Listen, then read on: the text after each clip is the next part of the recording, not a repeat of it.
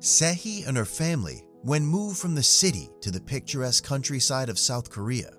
At first, Sehee missed her city friends, but soon she discovered the joys of helping her mother tend to their thriving vegetable garden. When the time came to harvest their bountiful crops, Sehee and her family had more than enough to feed themselves, so they decided to spread the love by sharing their fresh veggies with their neighbors. The joy on people's faces was priceless, and they often reciprocated by gifting Sehee with homemade bread or pickled veggies. That cycle of generosity reminded Sehee that the more we share, the more we receive. However, Sehee still longed for friends of her own age, as she was the only child besides her younger brother. So when the Vacation Bible School was announced, her mother suggested she invite her classmates, and Sehee did just that.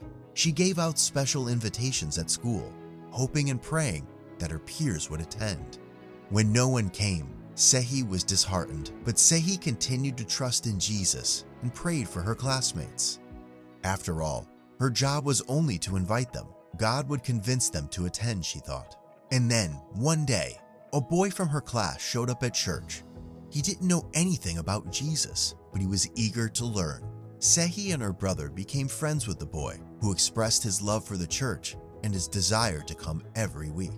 Sehee was filled with joy and gratitude when her mother reminded her that this boy wouldn't have come to church if she hadn't extended an invitation. She prayed for her new friend and his family, asking Jesus to guide them on their spiritual journey.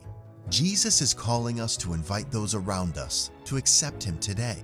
But through our tithe and promise, if distributed as suggested by the combined offering plan, we are able to reach even those who are far from us with news about salvation. While we commit all we have and are to God's mission, let us put our desires last and God first.